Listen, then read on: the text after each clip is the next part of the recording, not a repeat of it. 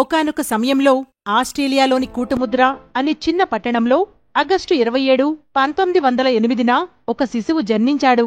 ఆ శిశువు ఒకరోజు ప్రపంచవ్యాప్తంగా ఉన్న క్రికెట్ బౌలర్లను మరియు వారి బూట్లలో వణుకు పుట్టిస్తాడని ఎవ్వరూ అనుకోలేదు. ఆ శిశువు మరెవరో కాదు, ది డాన్ అని ముద్దుగా పిలిచే డొనాల్డ్ జార్జ్ బ్రాడ్మాన్. ఈ చిన్న పిల్లవాడు క్రికెట్లో సూపర్ హీరోకి సమానమవుతాడని ఎవ్వరికీ తెలీదు. బౌరల్లో పెరిగిన యువడాన్ సాధారణ బొమ్మలతో ఆడటం లేదు. అతను క్రికెట్ స్టాంప్ మరియు గోల్ఫ్ బాల్తో పెరట్లో తన క్రికెట్ నైపుణ్యాలను మెరుగుపరచడంలో బిజీగా ఉన్నాడు. ఆ యువడాన్ గోల్ఫ్ బాల్ను వాటర్ ట్యాంక్ ఎదురుగా గంటల తరబడి ఆడి వాటర్ ట్యాంకుని పగలగొట్టేవాడు. ఇది అతనికి టైంపాస్ అనిపిస్తుంది. కానీ ఈ చమత్కారమైన అభ్యాసం అతన్ని బ్యాటింగ్ విజార్డ్గా మార్చింది.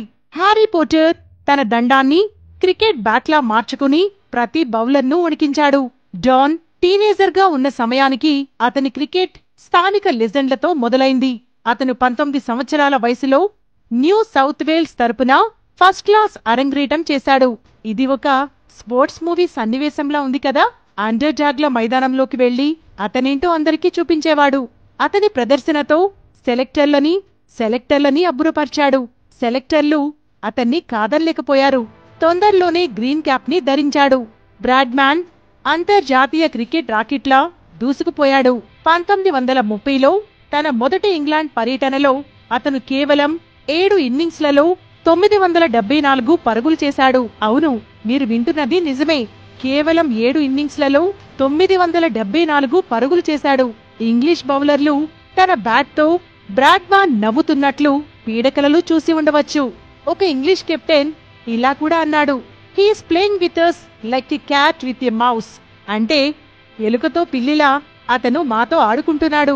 మైదానం వెలుపల బ్రాడ్మాన్ చాలా వినయంగా ఉండేవారు. అతనికి సూపర్ స్టార్ హోదా ఉన్నప్పటికీ అతను జీవితాన్ని ఆస్వాదించే డౌన్ టు ఎర్త్ వ్యక్తిగా మిగిలిపోయాడు. అతను 1932లో తన చిన్ననాటి ప్రియురాలు జెస్సీ మెంజిస్ ను వివాహం చేసుకున్నాడు. వారి ప్రేమ కథ అతని బ్యాటింగ్ రికార్డుల వలె శాశ్వతమైనది మరియు వారు కలిసి జీవితపు తుఫాన్లను ఎదుర్కొన్నారు. ప్రతి హీరోకి సవాళ్లుంటాయి, అలాగే బ్రాడ్మాన్ కి కూడా ఎదురయ్యాయి.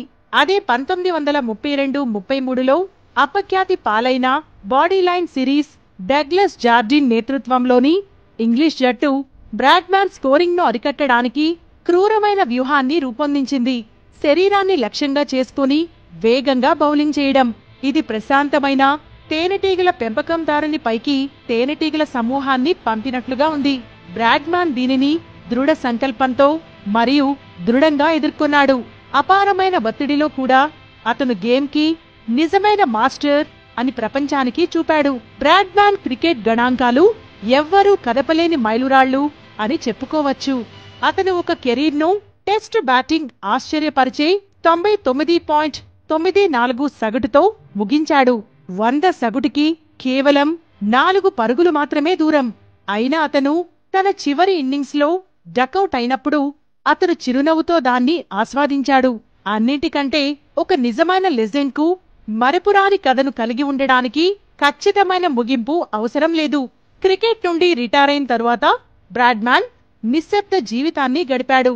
ఆటకు నిర్వాహకుడిగా తన జ్ఞానాన్ని అందించాడు మరియు తర్వాతి తరం క్రికెటర్లతో తన జ్ఞానాన్ని పంచుకున్నాడు.